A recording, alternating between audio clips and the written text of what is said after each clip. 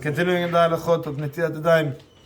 Somebody says, somebody who's eating a fruit that's not wet at all, meaning it's dry. Even though when you eat, let's say, an apple, and now the juice from the fruit itself is coming out and getting the fruit wet, that's not called getting it wet. You don't have to wash your hands for that. Likewise, somebody who dips in fruit juice. Fruit juice is not one of the 7 liquids, therefore a person would not have to wash his hands for dipping something in fruit juice. He writes, some people, he says, instead of putting salt in water, they put lemon juice in water. But in that case, you have to make sure that you put more water than lemon juice. Because if it's more lemon juice, then you don't have to dip your hands in such a thing. You don't have to wash your hands if you dip in such a combination. Somebody who dips in date honey does not have to wash his hands, because whenever Chazal said honey was one of the items, they only meant bee honey. Only bee honey can accept tumah, and therefore we have this halakha regarding it. But date honey is not part of the takana at all. Can't accept tumah. Now he says like this. This is the case we were speaking yesterday with the Oreos. Somebody is eating a piece of cake or a wafer, less than kazait, less than 27 grams. And you're dipping it into your coffee or your tea. They have the biscuits they sell, they dip them in their tea. Even if your hands will touch the wet part of the biscuit, you don't have to wash your hands, he says, before you dip it. Why? The water is cooked. We said yesterday you need 2 out of 3, right?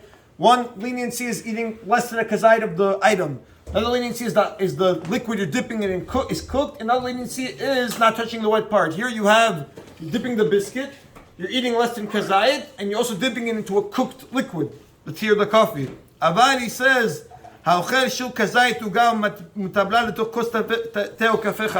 if you remove one of the leniencies, meaning he says you're eating more than a kazait, so now all you have left is the liquid is cooked. If your hands are going to touch the biscuit or the cake, then you're going to have to wash your hands, because now you only have one. If they're not going to touch the wet part, because now you have 2 again. Basically, you always have to make sure you have 2 out of the 3 leniencies in order to get out of having to wash your hands. So by the case of the Oreos, like we spoke about yesterday, milk is pasteurized, milk is cooked. If you're not going to touch the wet part of the Oreo, you don't have to wash your hands. It's only if you're going to touch the wet part of the Oreo. And even if you don't touch the wet part of the Oreo, if you're going to have less than kazait, you don't have to wash your hands either. Let's say he says the liquid is not cooked. Let's say you're dipping it into water. Water is not cooked. And now when you dip the let's say celery in, your hands are going to get wet from the water. Even if you're going to eat less than kazait, he says still a person should wash his hands, meaning he wants to be strict by pachot mikazait. And I saw yesterday that even though pachot mikazait by bread were lenient, for some reason by tibal shetiburom mashke we're a little more stricter. He says if a person wants to be lenient in such a case, where you're going to dip the celery in the water and you're not going to touch the water, he says in that case, if you're going to eat less than kazait, in that case the person can be lenient. Meaning now you have pachot mikazait and you're not touching the liquid. A person who dipped bread into a hot soup. He's not in the middle of a meal. Let's say he's having a small piece of bread that we said you don't have to wash your hands for it. All you have to do is make a hamotzi. If he dips that into hot soup, he says, you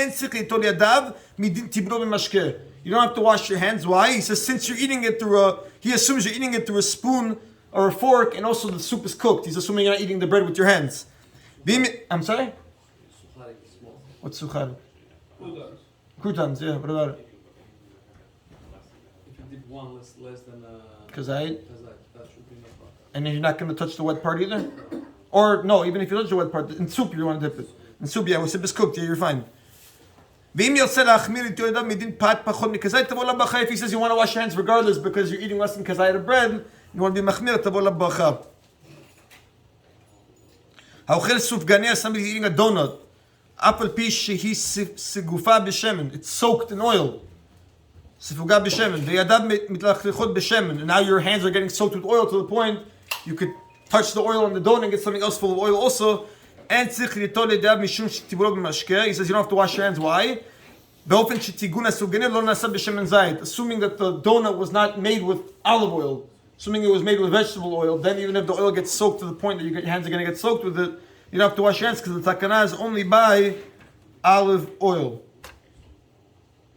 Okay, Baruch Adonai Le'olam, Amen v'Amen. Zag Baruch. B'chanan B'nei Geshem